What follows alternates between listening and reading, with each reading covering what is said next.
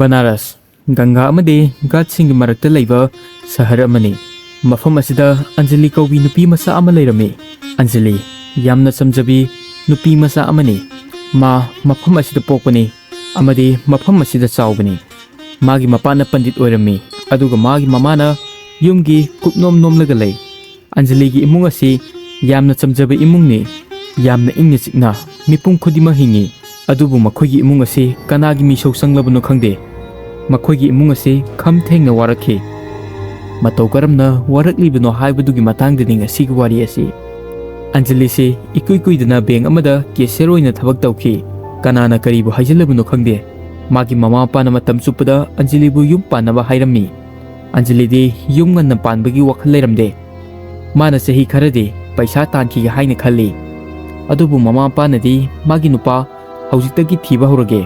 Aduga luhongba phawdi chahi amani leiraga luhongo haina hairakhi. Matam khara asida Anjali bu yengba Lucknow dagi yamna inakara khunba imung amana mabu yengba lakhe. Anjali da mama pana takmanbadagi nupa duga amuktadi unarage haina yathoki. Numit nini gi matungda makhoi leirak akhuba duda amuba car ama thojilakhi. Aduga Anjali gi yumgi mamangda gari adu khami. Gari adudagi masana ba nupa matholakhi. Nupa asi mingna Aditya. Aditya magi mamaga loinana lai. Aditya masana ba nupa ni. Hek yengba maktada Anjali na nupa asi bu pangre. Imung animak ngaihak wari sanaraga angang anidu amuk mapungningi wa phongdokjanaba tongana wari sanahale. Aditya gi wahai watana Anjali bu pelalami. Aditya masak phajabada natana smart su yamna oi. Tha khara khaktada magi business atu mai pakpada mana asoba thodang ma lawki. Makhoi anina phone number lawnarami. Aduga ngaihak leiraga mama macha anisu Lucknow da chakre. Anjali na mama pada ikai ikaina Aditya adu mana pami haina hairami. Adubu luhongdringaida nupa adugi maramda hena khangba pami hairakhi. Adubu Anjali di khangba nate mana hoi hek hairubada magi punsi adu aduki matik wagane haiba adudi. Anjali amadi Aditya matam kuina ahing athengwa phawba phone wari sanaba phaw yawi. Anjali na nongma gi Aditya bu pamakhi. Jairak asida Anjali da thodoka ya thokpa horkhi. Mahak masadu sokpa panba hilakhi. Mana sandhya waram amada Aditya ga wari sanana hinjang semningaida magi khutta thangna lembadagi thina sokhirami. Mathangi numita office ta phamna makhong adu matomda leithekirami. Ka henba thodo ama hairagade. Mana mahausagi matogum office ta leiringaida ising khawranglapodagi ma phamlambadagi hogolakhi. Mana he hogolakpaga ceiling fan adu makhada tarakhi. Anjali soomgadabadagi samnada lilhawi. Mana ising thakninga haina hogotlamdrade ma fan aduna sokpa panbasu yawhallamba yai. Magi akiba ubada numit asidi magi manager na mabu yumda nganna thabirakhi. Mana numit asigi sandhya waramda yumda halakpada yumgi ka pumba mamlaga leirami. Mana India dadi mai mutpa haibasi kaisu leitaba wafam oibana mai la amaroi haina khalami. Mana magi phone gi light adu thalami. Aduga magi kada dress hongnaba laklami.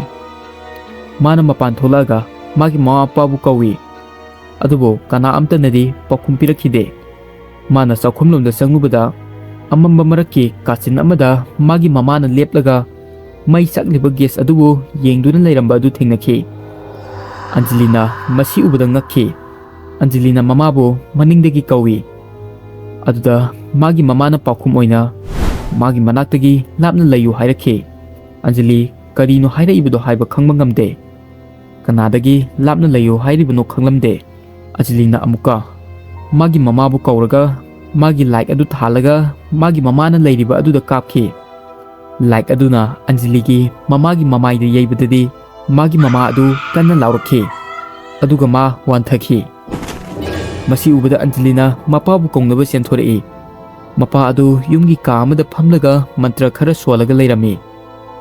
Mana mapabumbu kaurubada mapana magi pakhum amada pirakhide.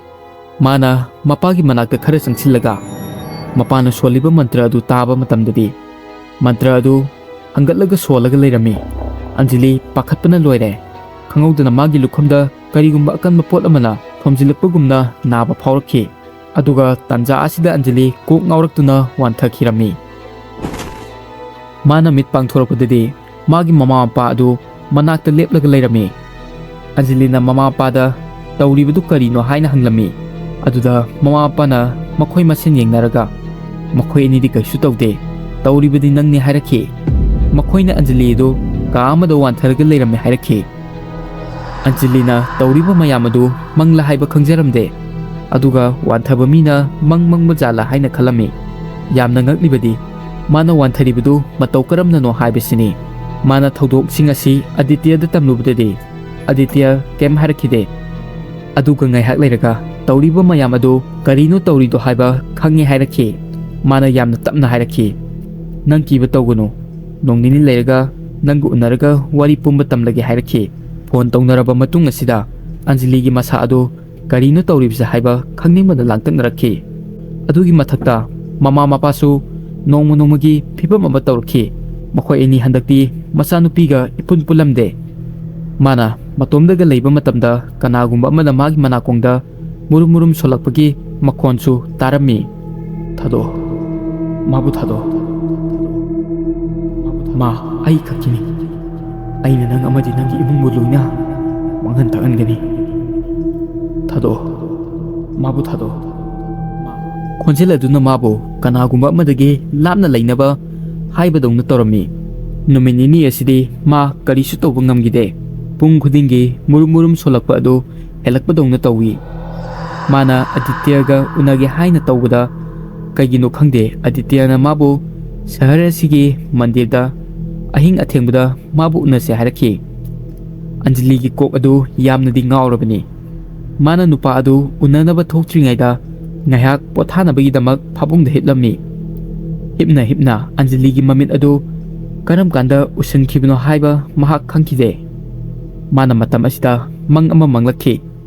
Mang aside Adityana jangal amagi mayaida mathanda phamlaga mamit usalaga puja ama tawrami.